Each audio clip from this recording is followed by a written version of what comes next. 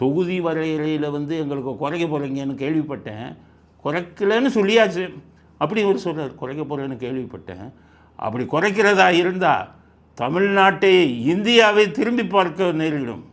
50-60களில் இருந்த திமுகவை நீங்கள் பார்ப்பீர்கள். எதுக்குன்னா உங்களை முட்டாளாகிறதுக்கு.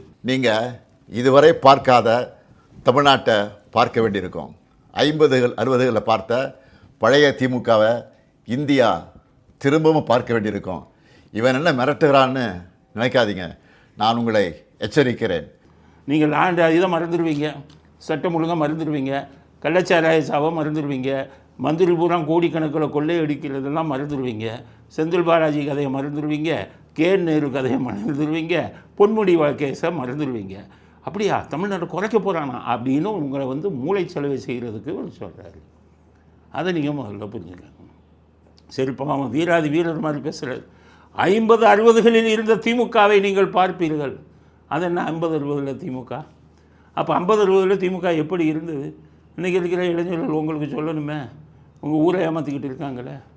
50களில் திமுக எப்படி இருந்தது அப்படின்னா 1949 தான் இந்த கூட்டம் கட்சியே ஆரம்பித்தது. 50களில் இந்த கூட்டத்தை பூரா கருப்பு சட்டக்காரன்னு வீட்டு வாடகைக்கும் கொடுக்கல, பொண்ணும் கொடுக்கல, எல்லா பேரும் அடித்து துரத்துனாங்க. 50களில் 1957 தான் முத எலெக்ஷனில் நின்றுச்சு இந்த கூட்டம். ஒரு 10-15 பேர் ஜெயித்தாங்க.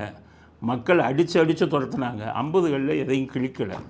அப்போ 60களில்ங்கிறாங்க. 60னா இந்தி போராட்டம்னு சொல்லி ஊரை ஏமாற்றி இந்திய எதிர்ப்பு போராட்டம்னு ஒரு பெரிய போராட்டத்தை நடத்தினது. அது மாதிரி ஆயிரமா இப்போ தொகுதி மறுசீரமைப்பு. நீ 39-59 கூட்டினாலும் போராட்டம், நம்மளை ஏமாற்றணும்ல. ஆக 60களில் என்னத்தை கிழிச்சது? இந்திய எதிர்ப்பு போராட்டம். இன்றைக்கி இருக்கிற திமுக 60களில் இருந்த நீங்கள் உங்கள் இது வந்து உங்களால் செய்ய முடியுமா? கூட்டத்துக்கே வரமாட்டேங்கிறான்.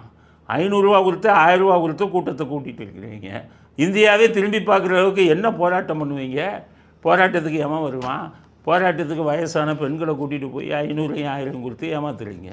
வரவங்கெல்லாம் உட்காந்துட்டு ரூபாய் வாங்கிட்டு போக பார்க்குறாங்க. ஸ்டாலின் பேசும்போதே பாதியிலே எந்திரிச்சு போகிறாங்க. வாழைக்காயை திருடுறான், கரண்டியை திருடுறான், குப்பையை திருடுறான், அண்டாவை திருடுறான். இந்த கூட்டத்தை வச்சு தமிழ்நாடை இந்தியாவே வாக்க வைக்க போகிறீங்களா? உங்களுக்கு ஏது செல்வாக்கு? விஜய்க்கு எடப்பாடிக்கு வர்ற கூட்டத்தில் 10% கூட உங்களுக்கு வர்றதில்லை. அதனால் ஸ்டாலின் ஊரை ஏமாத்துறாரு. அவரால் ஒரு இம்மியை கூட அதை அசைக்க முடியாது. இவருக்கு பின்னால் வருவதற்கு எந்த கூட்டமும் தயாராக இல்லை.